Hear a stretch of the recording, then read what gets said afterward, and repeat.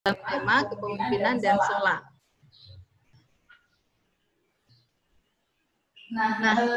Di dunia saya mungkin berbeda dengan dunia teman-teman yang lain. Banyak orang yang tidak mempermasalahkan kepemimpinan perempuan dalam ranah publik. Mereka tidak masalah, kepala sekolahnya perempuan, bupatinya perempuan, gubernurnya perempuan, bahkan presiden perempuan gitu. Tetapi ketika dihadapkan pada realitas atau diskursus tentang kepemimpinan perempuan dalam sholat, mereka tidak menyetujui. Salah satu alasan mereka adalah karena tidak menemukan ada ulama fikih ya dari mazhab 4, yaitu Hanafi, Maliki, Syafi'i, dan Hambali yang berpendapat membenarkan atau membolehkan. Nah, kali ini kita sama-sama mendengarkan pendapat dari penulis buku fikih perempuan tentang kepemimpinan perempuan dalam sholat. Ya, assalamualaikum Bu ya. Waalaikumsalam warahmatullahi wabarakatuh. Alif ya, teman-teman semua. Dengar ya? Dengar Bu ya. Oke. Gimana kabarnya hari Bu ya? Alhamdulillah sehat. Iya. Pasti ini ya. Saya yakin sih Bu ya selalu semangat menebarkan tafsir keadilan dan kemanusiaan ya. Nah, Bu ya, ini kan kita masuk di bab 2 tentang tafsir baru fikih ibadah dalam subtema kepemimpinan dalam sholat. Nah, terutama saya ya Bu ya, pengen mendengarkan bagaimana sih dasar hukum soal kepemimpinan sholat ini Bu ya. Apakah misalnya ada mengharuskan jenis kelamin tertentu untuk menjadi imam sholatnya? Gimana Bu ya? Terima kasih ya Alif ya, teman-teman sekalian yang saya hormati, semoga sehat semua. Ini isu yang sebetulnya sangat sensitif ya. Tetapi saya kira sebagai sebuah pengetahuan kita perlu menyampaikan tema ini. Benar sekali bahwa ada 3 wilayah manusia itu, ada wilayah personal saya bilang, ada wilayah interpersonal dan antarpersonal. Interpersonal antara kita dengan Allah, semacam sholat gitu ya, ibadah mahdoh namanya. Yang kedua adalah interpersonal di dalam keluarga. Yang ketiga adalah di ruang publik, lebih luas. Nah, tadi Alif sudah menyampaikan baik bahwa meskipun awal-awalnya kepemimpinan perempuan ini tidak boleh di semua wilayah, tetapi bertahap satu persatu kemudian masyarakat menerimanya. Pertama adalah ruang publik tadi. Basis agamanya sebetulnya sama. Hadisnya artinya landasan hukumnya sama. Validitasnya, autentisitasnya, hadis sahih. Tapi kemudian perempuan di wilayah publik sudah boleh. Banyak faktanya menjadi perempuan menjadi pemimpin dalam seluruh stratanya di wilayah manapun dalam ruang publik. Dari pusat, presiden sampai terus bawah sampai desa. Sekarang yang sudah hanya jadi persoalan ya, alhamdulillah. Meskipun ada 1-2 lah, masih ada. Yang kedua mengenai di wilayah domestik. Nah, ini juga masih belum sebetulnya. Tapi pembahasan ini memang akan disampaikan nanti di dalam ruang munakahat ya. Munakahat. Jadi fikih munakahat. Tafsir baru fikih munakahat. Itu ruang domestik. Ini juga bagaimana sih sebetulnya, meskipun faktanya juga sudah banyak sekali perempuan menjadi pemimpin di ruang domestik ini. Nah, sekarang yang sangat peka, sangat sensitif adalah ruang ibadah ini. Sampai kalau orang bercerita tentang Ibu Aminah Wadud Muhsin menjadi persoalan. Baik, saya ingin mengatakan bahwa kepemimpinan perempuan di dalam wilayah personal ibadah ini Al-Qur'annya tidak ada. Al-Qur'annya dari Ar-Rijalu aja. Tapi kemudian ditarik gitu kan. Nah, ditarik menjadi dasar juga bagi tidak bolehan perempuan menjadi pemimpin. Landasan gitu ya. Iya, landasan dimanapun. Maka penting sekali basis tadi awal kemarin kita bicara. Sekarang apa kalau begitu menjadi dasar semua ini? Pertama-tama saya ingin mengatakan bahwa mayoritas besar para ulama, ada yang mengatakan itu merupakan konsensus. Ada yang mengatakan bahwa itu konsensus. Ijma, gitu. Bahwa perempuan tidak boleh dan tidak sah menjadi imam sholat yang makmumnya adalah laki-laki atau campuran laki-laki dan perempuan. Itu yang boleh, dan tapi juga perdebatan kalau makmumnya perempuan mayoritas membolehkan, tapi ada juga yang tidak membolehkan. Oke, di situ dulu. Nah, kita akan bicara kalau makmumnya adalah laki-laki atau campuran deh ya di sini. Bagaimana nih posisi kita buat? Jamaahirul ulama minas salafi wal khalafi wal a'immatus sab'ah wal a'immatul arba'ah gitu. Dinyatakan begitu, Imam Nawawi mengatakan bahwa mayoritas besar para ulama salaf maupun khalaf dahulu kala maupun sekarang dan imam fikih 7 Madinah, imam ahli fikih Madinah yang 7 namanya. Nah, kita tidak perlu menyebutkan satu-satu. Dan A'immatul Arba'ah itu mengatakan tidak boleh. Tetapi ada dikemukakan bahwa ada beberapa orang ulama, saya mengatakan ada yang namanya Abu Hamid al-Isfirayini. Abu Hamid al-Isfirayini itu adalah pemimpin fikih madhab fikih Syafi'i Iraqi. Jadi kalau mau bertanya, madhab Syafi'i itu ada 2. Ada namanya madhab fikih Syafi'i Iraqi, ada madhab fikih Syafi'i Khurasani. Apa tuh bedanya, Bu ya? Nah, gitu, penting sekali. Saya selalu ingin menjelaskan ini bahwa aliran Syafi'i itu ada 2. Tadi. Saya kemudian mencari genealogi kita itu siapa, dari mana sih, dari segi mana sih, tapi gimana sih? Ternyata kita semua adalah, analisis saya, itu aliran fikih Iraqi. Iraqi itu artinya ciri-cirinya itu tekstual. Iraqi ya, itu tekstual. Iya. Kalau Khurasani itu rasional. Itu. Nanti inilah yang Khurasani akan banyak ahli fikih Khurasani yang menyusun teori. Kalau di sini agak nggak ada. Dan percayanya kepada sanad, gitu loh. Itu. Ya seperti umumnya kita lah sekarang itu. Dan tidak ada di dalam kita, di kita itu jarang sekali mengaji kitab aliran fikih Khurasani. Nah, yang ada adalah fikih, semua fikih Iraqi. Antara lain adalah Imam Nawawi. Itu yang menjadi pegangan kita semua. Jadi kalau di Indonesia ya, Bu ya? Ya, NU itu kalau ditanya masalahnya, sebuah masalah, maka jawabannya pertama-tama adalah bagaimana pendapat Imam Nawawi dan Rafi'i. Kalau tidak ada, bagaimana pendapat Imam Nawawi? Gitu. Jadi itu patokan. Gitu. Jadi, tapi oke deh, itu nanti bercerita tentang Abu Hamid al-Sirajini itu mengatakan bahwa yang membolehkan itu hanyalah Abu Thawr saja.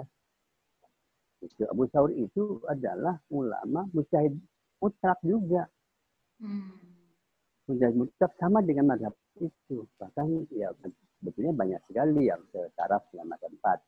Tapi proses sejarah, perjalanan sejarah, kemudian sejarah politik. Nah, saya bilang sejarah dan sejarah politik itu masyarakat dunia, Muslim itu mengacu pada 4. Apa saja berabad-abad selamanya itu. Seakan-akan semua sudah ada di dalam agama. Gitu. Tetapi pandangan Abu Hamid Ash-Shirayini itu sebetulnya juga tidak sepenuhnya benar ya. Artinya ada orang lain menganggap bukan hanya satu, bukan hanya Abu Thawr saja yang membolehkan perempuan menjadi imam sholat laki-laki itu. Tetapi ada 2 tokoh lain yang juga mujtahid mutlak. Abu Ibnu Jarir At-Tabari. Ibnu Jarir At-Tabari itu Syekhul Mufassirin, guru besar para ahli tafsir. Abad ketiga Hijriah yang mengarang kitab Al-Khalid dan Al-Bayan an Ta'wili Ayatul Quran gitu. Yang kedua adalah Imam Muzani. Imam Muzani itu adalah murid utama dari mazhab Syafi'i, Imam Syafi'i. Murid utama itu gimana maksudnya, Bu ya? Ya, murid ya saya misalnya punya murid asasi gitu loh. Oh. Misalnya itu yang menuliskan pikiran-pikiran saya misalnya kan gitu. Sama Imam Syafi'i juga kalau ngaji mungkin dicatat oleh Imam Muzani gitu loh. Namanya sama. Setiap ulama mazhab pemimpin mazhab itu selalu ada 2 biasanya orang yang menjadi murid utamanya, pendukung utama, pembela utama, dan yang melanjutkan pikiran-pikiran gurunya itu. Nah, misalnya kalau di mazhab Abu Hanifah, Bu Yusuf misalnya, Muhammad bin Hasan As-Syaibani misalnya kan gitu ya. Oke deh. Al-Muzani dari muridnya Imam Syafi'i sendiri. Saya ingin mengatakan bahwa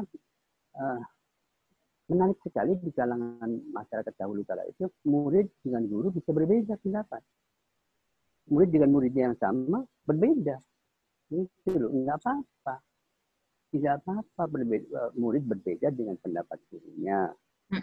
Murid dengan guru, dengan murid satu lagi yang sama itu berbeda juga. Nah, itu coba dipikir, dianalisis mengapa berbeda padahal dari satu guru kan gitu ya. Jadi tidak apa-apa. Jadi konteksnya berbeda misalnya gitu ya, Bu ya. Iya, nanti bisa diajak berpikir ke sana gitu loh. Saya kan jadi dari yang tadi disampaikan Buya bahwa intinya itu bahwa ngomongin soal kepemimpinan perempuan dalam sholat itu tidak semuanya, tidak semua ulama bilang bahwa itu nggak boleh gitu ya, Bu ya. Jadi ada beragam gitu, ada beragam pendapat. Jadi ada pendapat lain soal ada yang boleh, ada juga yang tidak membolehkan. Kadang-kadang kan soalnya kadang-kadang orang menilai bahwa ini nggak boleh, berarti nggak boleh, semua nggak ada yang nggak boleh gitu. Jadi orang yang berbeda itu dianggap salah gitu. Ya itu penting. Jadi perlu saya selalu ingin menganjurkan untuk membaca lebih luas dan menghargai semua pendapat gitu ya. Karena semua juga mengacu pada sumber yang sama gitu. Dan berarti para ulama itu tidak punya sumber dari Al-Quran hadis, selalu akan ada. Kita aja yang nggak ngerti. Kita karena kita selalu melihat produk gitu loh, bukan melalui proses. Bagaimana sih sebetulnya mereka memproduksi itu? Prosesnya itu loh harus dibiasakan menurut saya. Karena itu nanti akan banyak sekali alternatif yang bisa kita ambil gitu. Oke, jadi 3 orang ulama besar yang punya pendapat bahwa perempuan bisa menjadi imam sholat. Nanti ada sebetulnya banyak lagi. Kalau sholatnya taraweh boleh, kalau fardu nggak boleh. Yang bagi saya tidak masalah mau fardu mau apa, yang penting yang kenapa yang di sunnah boleh, yang fardu boleh, padahal sama-sama perempuan di depan kan itu menjadi imam kan. Jadi bukan esensi lah ya, esensinya boleh apa tidak di ruang sholat manapun gitu loh. Oke. Nah, mereka punya jalur argumentasi apa? Dasarnya apa? Yang mayoritas itu apa? Yang minoritas tadi, yang 3 orang tadi apa? Dasar hukumnya. Begitu itu. Saya di dalam buku Fikih Perempuan mengurai dengan jujur apa saja yang menjadi dasar mereka. Dua-duanya. Gitu. Jadi yang populer memang ada hadis Nabi namanya dari Jabir. Jabir ya. Jabir. An Nabi sallallahu alaihi wasallam qala la ta'ummanna imra'atun rajulan. Itu kan? Wala a'rabiyyun muhajiran wala mu'minun fajirun mu'minan. La yu'minu fajirun mu'minan.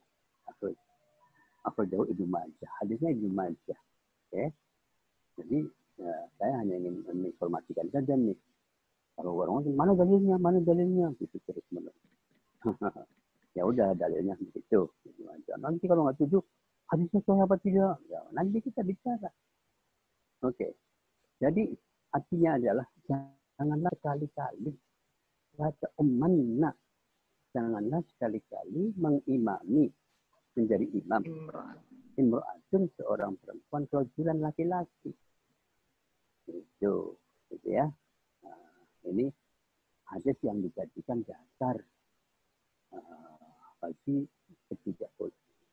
ketidaksahan perempuan menjadi imam sholat laki-laki. Itu ya. Nah, tetapi yang lain ada juga.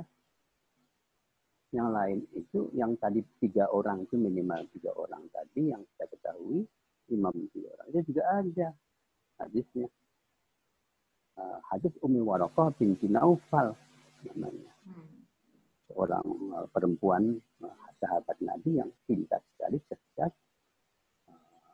Suatu hari datang kepada Nabi pengen ikut perang gitu, supaya mati syahid gitu kan.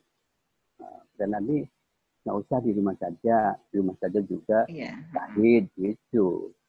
Jadi perjuangan itu, jihad itu tidak hanya di perang, tidak sama sekali. Menjaga rumah, bekerja, itu juga jihad. Memberi makan kepada keluarga, itu jihad. Semuanya berjuang. Itu harus diluaskan gitu. Karena ini sudah kabur sekali. Akan katakan jihad perang. Akan jihad perang. Tidak. Gitu. Ya oke. Dan terus Nabi mengatakan wa amara an ta'umma ahlal jari.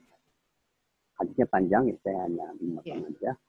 Dan Nabi memerintahkan kepadanya, pada Ummi Waraqah, an ta'umma, untuk mengimami, menjadi imam ahla dariha, penduduk atau keluarganya, keluarga rumahnya, anggota rumahnya.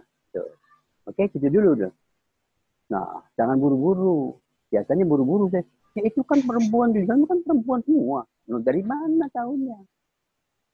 Kalau keluarga itu perempuan semua. Buru-burunya begitu. Biasa. Ya jangan dengerin aja dulu gitu. Jadi di dalam keluarga itu adalah wa ja'ala laha mu'adzinan yu'adzinu laha wa ya gitu.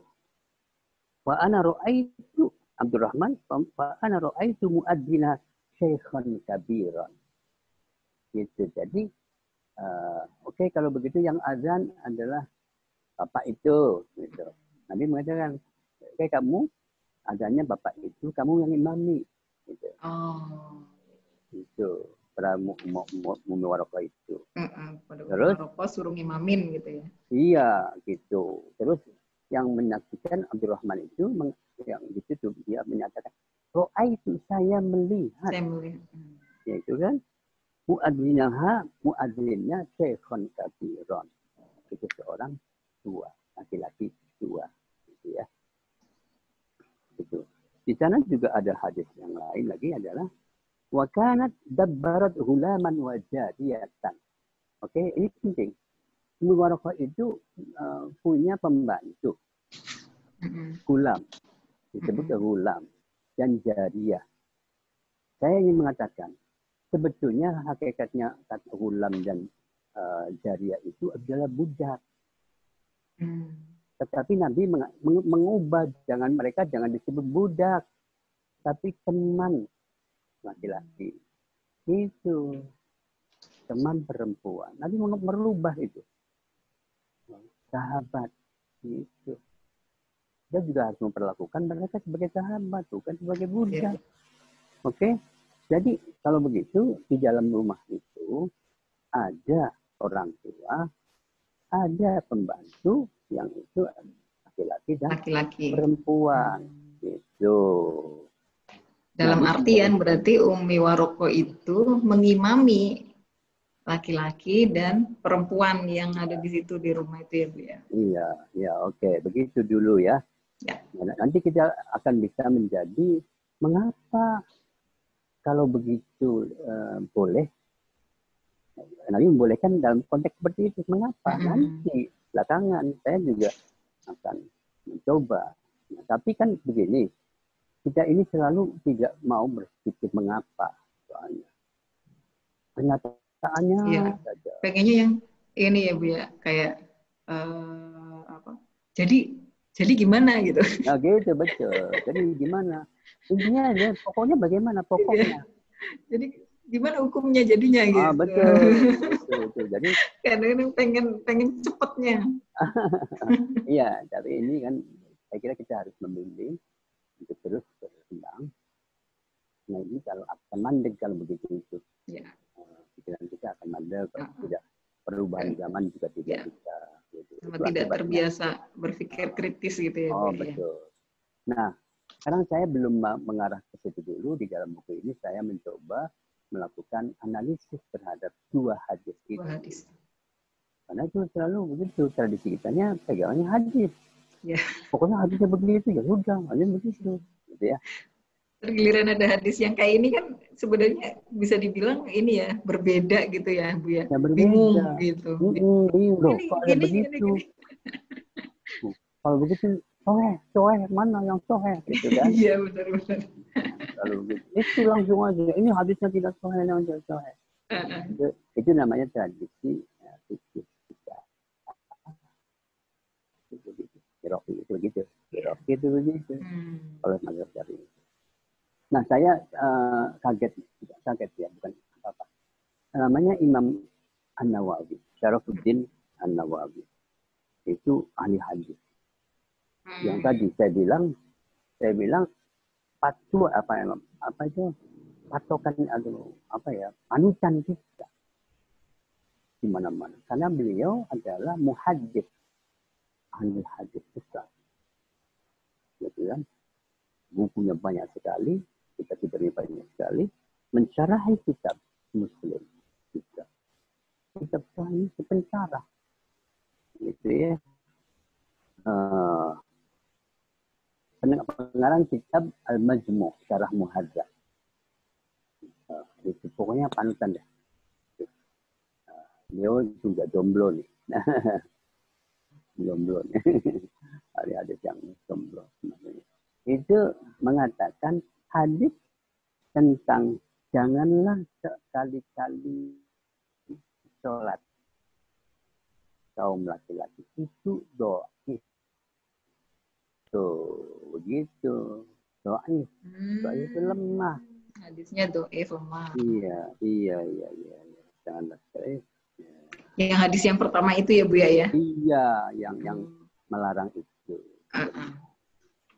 Nanti biasanya perdebatan nih, ini mau gini-gini. Kalau tidak setuju ya berdebat. Tapi saya tidak berpikir sendiri, tapi Imam Nawawinya sendiri mengatakan begitu. Gitu ya. Oke. Jadi begitu. Tetapi kenapa? Nanti saya bilang begitu di dalam buku itu. Kenapa ya? Biasanya kalau para ulama itu melihat hadis, doa tidak dipakai. Tapi ini kok dipakai? Gitu. Meskipun tahu tadi, meskipun Imam Nawawi tahu bahwa ini hadis imam tentang larangan perempuan menjadi imam sholat bagi kaum laki-laki itu, tetapi Imam Nawawi kemudian mengatakan, wadhaba jamahirul ulama, kan dari saya katakan berpendapat mayoritas tetap tidak. Nanti akan ada hadis lagi yang mencoba itu relatif sih memang nantinya hadis. Karena itu saya mencoba tadi komparatif. Ya. Gitu. Atas dua hadis ini. Iya, atas dua hadis ini. Bagaimana sih? Saya melakukan yang mengambil kitab dari kitab-kitab yang ada puluhan kitab gitu. Orang kan sanad ya, hadis itu kesahihan sebuah hadis itu dilihat dari siapa yang meriwayatkannya, siapa yang meriwayatkan. Kualitasnya bagaimana, apakah ada berhubungan, ketemu apa tidak ketemu. Ya, atas sholat saladuhu. Gitu, yarwihi adlun dhabitun an mislihi wal misad wal nuh. Itu kategorisasi sahih itu. Sahih itu kategorisasinya adalah hadis yang dari Nabi yang diriwayatkan oleh seseorang ketemu orang sama berikutnya sampai kepada kita. Kita ketemu sama guru saya ketemu sama gurunya lagi ketemu. Satu zaman, satu periode, satu waktu. Nggak terputus ya, Bu ya? Nggak terputus. Dan orang-orang ini dipercaya jujur gitu loh. Anjlun, dan kuat hafalan kayak gitu. Tidak menyimpang. Panjang lah menceritakan tentang mana hadis sahih. Iya. Harus ada sesi sendiri nih, Bu ya. Oh iya betul. Jadi tidak mudah sebetulnya. Tidak mudah. Kita ini seringkali mudah-mudahkan persoalan. Kata orang saja. Tapi dia tidak tahu. Orang itu siapa? Nggak tahu. Ya kan banyak. Sekarang itu banyak. Ya teman-teman kita yang di sana itu kan seakan-akan pasti gitu. Saya bilang Anda ketemu dengan Nabi apa enggak? Kata Nabi. Dari mana? Enggak. Begitu. Ya dari gurunya siapa? Enggak. Baik enggak. Nah gitu ya. Baik. Kembali ke dua hadis itu tadi Bu ya. Analisis Bu ya. Analisisnya itu. Jadi saya prosesnya itu siapa sih ini yang meriwayatkan ini menurut orang ulama dari jalur hadis. Kita bisa hadis ajar buat tampil bahasa. Bagaimana menilai sebuah seseorang itu baik dan tidak baik. Apa pilihan dan seterusnya. Oke. Jadi saya mengatakan bahwa hadis dan Umi Warokoh itu lebih kuat daripada hadis yang tadi. Ya nanti panjang deh kalau ditanyain nanti siapa ini bagaimana kuat dan tidak kuat. Ya panjang, baca saja buku fikih perempuan itu. Di situ ada orangnya yang ngomong begitu. Ya begitu, hadisnya begitu. Dan tidak sekarang ya, maksud saya intinya saja.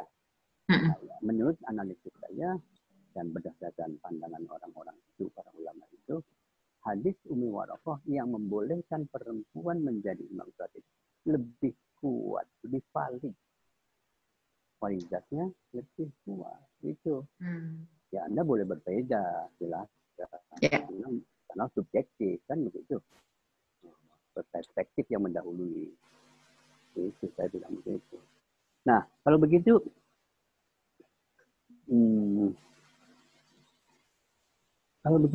pertanyaan, nah jadi argumentasi saya dasar pendapat para ulama dasarnya hadis, gitu kan dasarnya pendapat analisis ulama hadis. Berbeda, analisis hadis. Sekarang kalau berbeda begitu, pertanyaannya logikanya apa gitu loh? Mengapa Nabi di sini taruhlah bahwa itu tidak boleh, sekarang boleh? Gitu loh. Taruhlah kita di sana mengatakan tidak boleh, kan? Oke, kita nerima deh. Tapi di sini juga Nabi membolehkan. Kok bisa beda? Gitu. Bagaimana sih di sana nggak boleh, sini boleh? Sini boleh. Gimana tuh Bu ya? Nah, kenapa? Nah, betul. Itu yang saya bilang. Di mana-mana saya mengajak begitu pernyataan. Kemudian pernyataan itu ditanya mengapa pernyataannya begitu. Statementnya begitu. Mengapa statementnya begitu. Nah, kalau saya melihat Nabi membolehkan Umi Warokoh binti Naufal mengimami keluarganya yang di situ ada laki-laki. Berarti Warokoh mengimami laki-laki. Dan imam laki-lakinya siapa? Laki-lakinya adalah orang tua dan budak. Loh, kenapa kalau orang tua dan budak boleh? Kalau bukan orang tua bagaimana? Anak muda bagaimana? bukan budak bagaimana? Nah, mungkin begitu. Kalau bukan budak atau bukan orang tua, Nabi melarang. Misalnya. Oke? Tapi ini makmumnya adalah budak dan orang tua. Syekhun kabirun. Orang tua yang tua-tua sekali. 70-an lah. 70-an. Sudah nggak punya. Nah, apa sih masalahnya? Ya kita ketemu. Hasrat. Hasrat, Bu ya? Hasrat. Begitu. Maksudnya itu gimana, Bu ya? Ya laki-laki tua sudah nggak kepengen gitu loh. Apa-apa. Gitu. Nggak bisa mengganggu perempuan sudah. Jadi maksudnya nggak mungkin ada fitnah gitu. Nah, ada kata fitnah. Begitu. Saya sebenarnya ingin mengatakan itu, menjelaskan tentang fitnah itu. Intinya adalah khauful fitnah, amnul fitnah, tidak. Itu namanya logika hukum. Tuh, di mana-mana itu. Ini menjadi sumber satu argumen dari kita merumahkan perempuan. Membuat perempuan harus berjilbab. Menutup auratnya. Tidak boleh pakai wangi-wangi. Tidak boleh berduaan.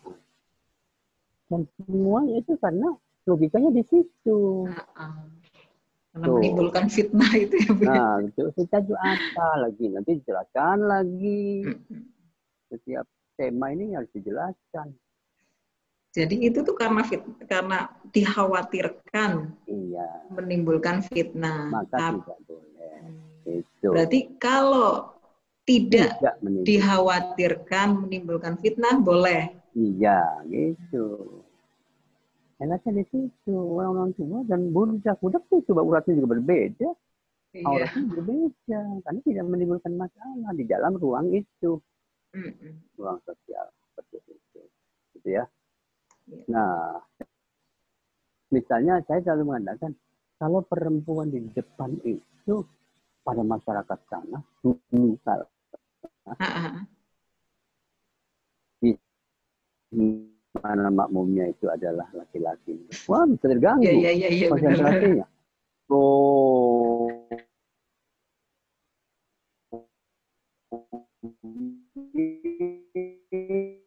Pikirannya macam-macam gitu ya, Bu ya. Hilangkan konsentrasi, kekhusyuan, menganggap wah pikirannya ke sana kemari.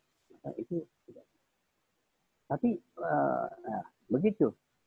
Kalau tidak, apa sih masalahnya bisa khusyuk? Gitu kan. Nah, jadi khauful fitnah atau amnul fitnah menjadi elat atau logika hukum. Gitu. Sekarang yang menciptakan itu aman atau mengkhawatirkan itu apa? Mengapa? Gitu ya. Jadi ya, karena memang kita seperti ini di Indonesia nggak masalah toh. Iya. So, di sana nggak masalah. Dahulu kala di sana itu masalah. Begitu itu perempuan yang akan jadi masalah, jadi korban. Perempuan akan menjadi korban dari sistem sosial. Jadi kalau memahami teks Quran maupun hadis itu, saya selalu mengajak, bayangkan pada waktu itu di sana sistemnya apa, budayanya seperti apa. Tidak bisa dicari pada ruang yang waktu yang lain karena kebudayaannya berbeda. Begitu loh, karena apalagi ditarik dalam dalam ruang di Indonesia gitu ya, Bu ya. Iya, ya di Indonesia itu maksud saya, di Indonesia, di tempat-tempat yang lain yang tidak lagi.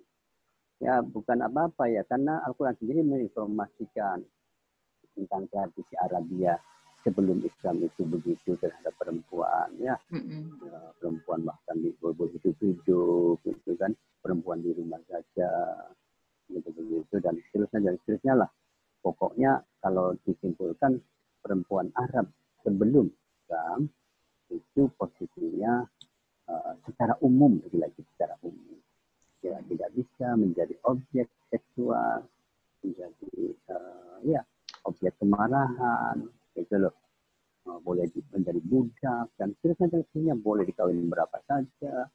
Itu berarti cara berpikir laki-lakinya yang pada dia waktu itu membentuk begitu, memperlakukan perempuannya seperti itu. Sampai-sampai kan kita kenal juga mahram. Yep. Perempuan kalau pergi kemana-mana mahram. Mengapa? Ya, kita harus dilihat pada masa yang lalunya di sana waktu itu. Ya padang pasir itu jauh-jauh pakai kendaraan onta misalnya, atau kuda, atau himar, atau apa. Ya dipakai padang pasir. Ya kalau tidak ada yang melindungi dalam posisi seperti itu, siapa? Yang paling utama adalah keluarganya. Begitu. Jadi logika ini sebetulnya akan bisa mengembang dalam banyak sekali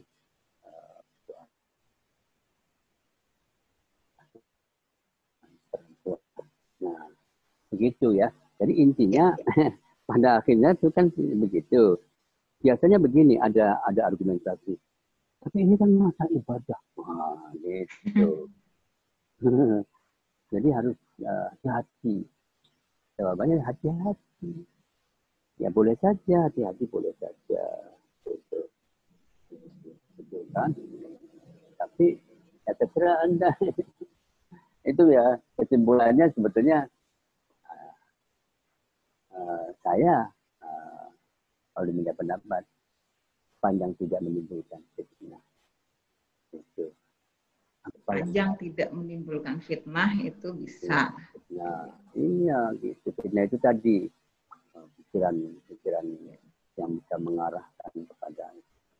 Nah, oke, saya ingin menyampaikan hadis tentang fitnah itu.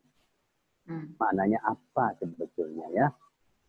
Iya, itu penting banget tuh Bu ya. Penting banget. Sementara juga di dalam kemarin malam saya minta berbuka KS gitu ya. Di dalam dari itu ada juga perempuan itu macam fitnah tadi. Harus apa itu pertahanan keluarga gitu misalnya kan. Iya, pertahanan keluarga tapi perempuan di rumah saja. Nantinya tidak boleh anak kemarin itu loh. Makna terselubungnya ya Bu ya. Begitu. Karena fitnah katanya gitu. Nah, ya, gimana tuh Bu ya soal fitnah tadi? Ya menarik ya kalau disebutkan begitu. Alifnya pengen tanya tadi. Tanya. Iya, nggak apa-apa, bagus sekali ya. Namanya mengejar substansi akar masalah. Jadi ada hadis Nabi yang sahih Bukhari Muslim. Sahih ini. Ma taraktu ba'di fitnatan adarra 'ala rijali minan nisa. Aku tidak meninggalkan sesudah aku, kata Nabi, sebuah fitnah yang lebih membahayakan bagi laki-laki kecuali perempuan. Hadis ini lalu disimpulkan oleh pembacanya pada umumnya bahwa kalau begitu perempuan itu menjadi fitnah bagi laki-laki. Gitu. Gimana Bu? Kemudian berkembang istilahnya sumber fitnah. Lalu bertanya apa sih fitnah itu? Nah, saya di banyak sekali tempat selalu mengatakan begini, kita ini problemnya adalah menerjemahkan satu kata yang apa ya? Fitnah itu kelihatannya artinya itu akbar minal qatl gitu ya. Fitnah itu lebih berbahaya daripada pembunuhan. Kayak gitu. Pengacauan, macam-macam itu kan. Jadi kayak penunggalan makna gitu ya Bu ya. Padahal tidak begitu. Fitnah itu cobaan. Ujian. Iya, dan ujian itu bagi siapa saja.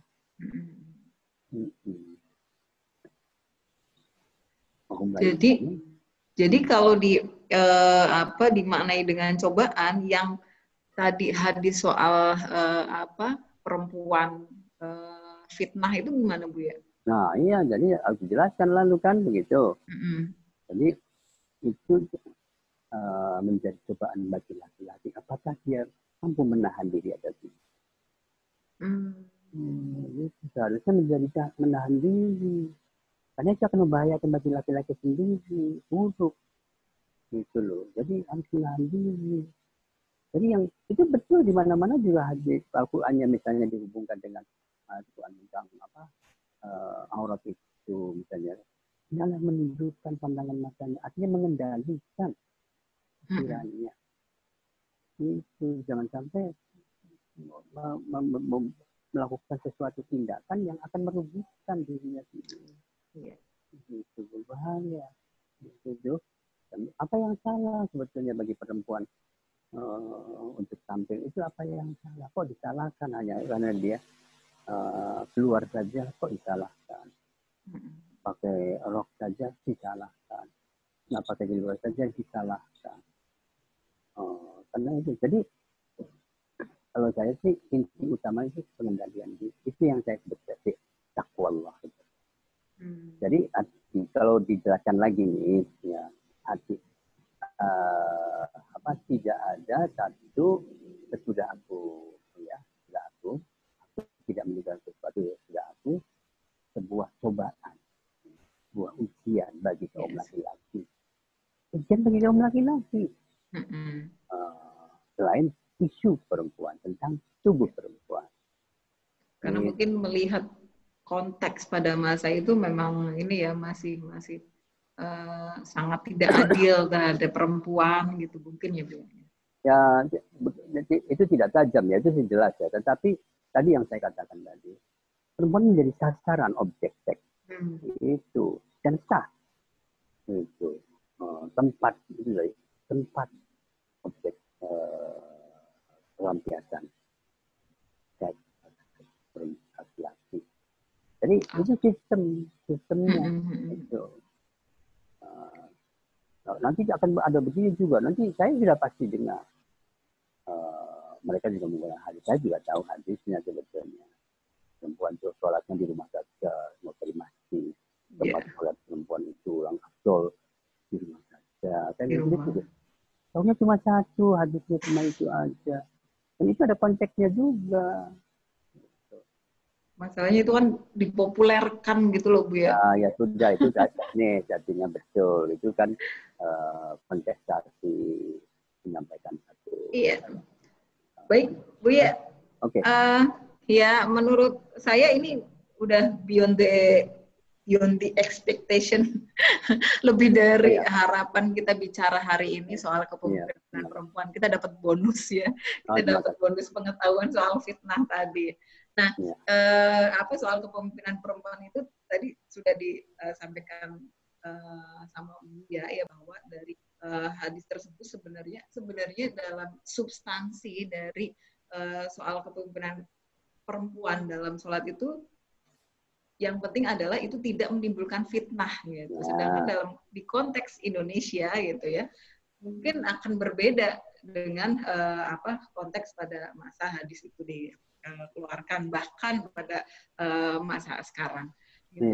Baik Buya, ini sebenarnya kemarin itu waktu kita tayang kemarin Buya itu ada pertanyaan terkait ada pertanyaan begini Buya. Katanya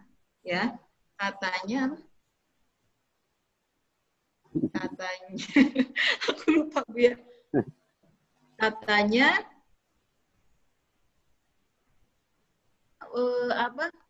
pikiran perempuan itu setengahnya dari laki-laki. Itu gitu Bu ya. Mungkin karena kemarin kita bicara terkait dengan surat An-Nisa 34 itu ya Bu ya soal soal kelebihan gitu. Kelebihan sebagian laki-laki atas sebagian yang lain. Nah, itu ada pertanyaannya soal katanya perempuan itu emang pikirannya setengah aja ya. Itu gimana Bu ya menurut Bu ya? Taunya dari mana? Taunya dari mana setengah itu? Bagaimana bentuk setengah itu? Tuh kan, saya juga tahu sebetulnya dia mengambil hadis gitu, tapi tidak paham kurangnya setengahnya di mana setengahnya. Taunya pikirannya setengah itu Apa memang betul semua perempuan PPT-nya setengah, laki-laki tidak pinter? Oh, begitu gimana sih sebetulnya maksud setengah itu maksudnya gimana gitu? Oh, itu sendiri juga belum ditanyakan karena kita selalu mengikuti doktrin gitu. Doktrinnya itu begitu kata Nabi begitu, tapi dia sendiri tidak paham. Yang mana sih yang kata Nabi itu gitu ya, Bu ya? Bukan hanya kata Nabi, oke deh dari kata Nabi gitu kan. Betul, nggak apa-apa dari kata Nabi. Tetapi apa maksud dari kata itu? Tuh, paham nggak? Ma ra'aitu min naqisati aqlin wa dinin adhabba yubdi rajul haji min ihsakunna. Begitu hadisnya. Apa tuh Bu ya artinya? Oh kan, betul yang saya tanyakan juga yang itu. Aku tidak melihat yang kurang-kurang akalnya dan agamanya selain kalian perempuan. Di antara kalian gitu loh. Min ihdakunna, di antara kalian coba cermati deh. Kata-kata Nabi itu jangan diterjemahkan begitu saja, tetapi cermati dulu kata-katanya gitu.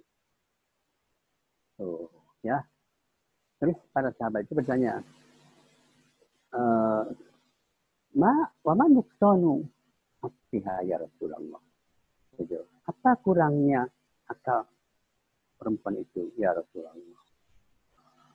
Terus Nabi mengatakan, alaysat syahadatul mar'ati misla nisfi syahadatir rajul. Begitu. Bukankah kesaksian perempuan itu separuh dari kesaksian laki-laki? Kok jawabnya begitu? Ya tradisinya begitu. Mengapa? Ya, nanti kita bertanya lagi, mengapa separuh kesaksiannya laki-laki? Apa? Gitu. Ya karena akalnya kan kurang kan? Ya kenapa akalnya berkurang? Nah, kembali lagi kepada ayat ar-rijalu qawwamuna itu lagi. Lagi. Kenyataannya tidak bisa. Anak-anak laki-laki gimana? Ibunya kan laki-laki, anak laki-laki pinter mana? Gitu. Ya, kenapa memang separuh? Ya karena memang diciptakan, terkonstruksi gitu ya. Tidak paham tentang masalah-masalah sosial, masalah-masalah relasi di luar dan gitu dengan orang lain, bahkan juga wali mujbir juga. Jadi nanti kita bicara wali mujbir nantinya. Kenapa harus wali mujbir? Dan seterusnya. Satu lagi, wa nuqsanu diniha ya Rasulullah. Gitu. Apa kurangnya agama kami ya Rasulullah? Alaysat tidak hadat lam tusalli wa lam tasum. Nabi mengatakan, bukankah kalau head menstruasi itu dia tidak sholat dan tidak berpuasa? So, apakah berarti kurang? Ya tidak. Jadi biologis gitu yang tidak bisa ditolak apapun oleh kita. Bukan berarti kekurangan secara personalnya. Nabi memberikan ruang kemudahan bagi perempuan yang haid itu yang menstruasi itu tidak sholat. Karena itu kondisi waktu itu tidak ada cara lain untuk meringankan kondisi psikologi atau kesehatan perempuan yang sedang haid itu ya sakit katanya kan. Itu ayatnya kan ada tentang haid itu. Ulwa azan fa'tazilun nisa fil mahid. Bisa menimbulkan sakit gitu. Jadi ya, memang nggak apa-apa. Nah, itu ya. Tapi nanti akan dikejar lagi oleh orang yang tidak setuju tuh. Gitu. Kalau nggak sakit bagaimana? Oh, gitu kan.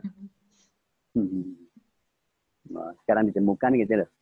Ditemukan ya sama juga nanti ada namanya berkabung ya, ijah gitu ya. Nah, itu konteksnya masa lalu, ijah memang begitu. Sekarang sudah ditemukan misalnya adalah obat-obatan, ada kepentingan. Banyak fasilitas-fasilitas. Walah banyak. Jadi itu harus dipahami. Dan saya kira begitu ya.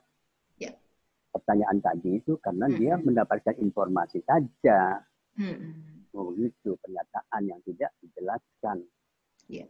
Tidak dijelaskan juga secara utuhnya. Iya, maknanya apa sebetulnya itu. Jadi saya sebetulnya dalam buku mana ya? Ada Nuqsan Fitri, ada Nuqsan Nau'i namanya. Tuh belum dikenal tuh di dalam konteks fikih lagi belum dikenal tuh.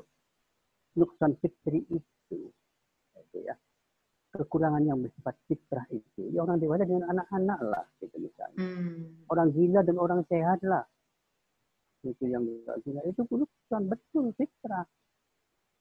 Itu yang tidak bisa. Selalu di mana-mana juga begitu. Itu umumnya ya. Orang sehat. Ada nuqsan nau'i namanya. Nuqsan nau'i itu tentatif. Kekurangan yang tentatif karena ada sesuatu yang sifatnya biologis yang akan mengganggu eksistensinya. Itu kan sakit tuh. Saya memang nggak tahu karena laki-laki ya. Tapi apakah kalian juga perempuan itu merasakan kalau haid itu gimana? Gitu. Nah, itu kan ada tuh. Ya. Ada. Nanti nggak konsentrasi semuanya sholatnya. Puasanya juga dibolehkan. Sholat.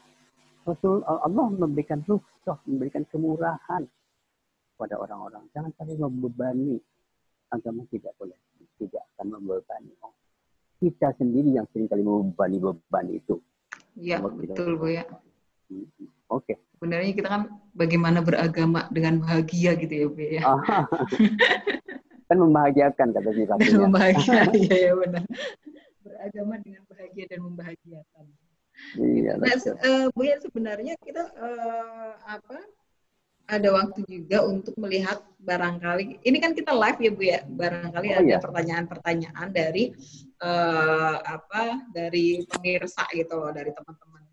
Nah, iya kalau ada barangkali teman-teman ini juga mungkin untuk selanjutnya nih. Untuk selanjutnya kalau misalnya teman-teman nih pengen bertanya langsung di chat gitu, di chat YouTube itu bisa bisa nanya langsung, nanti kita bacakan di 10 menit terakhir gitu, 10 menit terakhir sebelum sebelum selesai gitu. Jadi kita biasanya kan kita 30 sampai 40 menit. Nah, mungkin kita alokasikan waktu lagi 10 menit jika ada pertanyaan. Kalau nggak ada pertanyaan ya udah kita selesain aja gitu Bu ya. Nah ini kelihatannya belum ada pertanyaan karena kita juga baru mengumumkan hari ini Bu ya bahwa kita membuka pertanyaan. Jadi cukup untuk diskusi kali ini untuk bedah buku Fikih Perempuan Refleksi Kiai atas Tafsir Wacana Agama dan Gender hari ini. Terima kasih Buya atas waktunya. Semoga kita selalu diberikan kesehatan, diberikan semangat, diberikan luangan waktu ya Bu ya, luangan waktu untuk kita berbagi bersama dan membedah bersama nih fikih perempuan. Nah, baik teman-teman semua, untuk episode kita hari ini, episode kepemimpinan perempuan, kepemimpinan dalam sholat di tafsir baru fikih ibadah ini di buku Fikih Perempuan. Nah, teman-teman yang belum subscribe di Mubadalah TV, jangan lupa subscribe, lalu juga like, bunyikan loncengnya, terus kasih komen ya. Mungkin kasih komennya bisa terkait dengan substansi, bisa juga terkait dengan teknis, misalnya mau ngasih masukan soal apa gitu ya Bu ya, soal bedah buku kita. Baik, itu aja. Terima kasih untuk semuanya. Wassalamualaikum warahmatullahi wabarakatuh. Waalaikumsalam warahmatullahi wabarakatuh. Terima kasih Bu ya.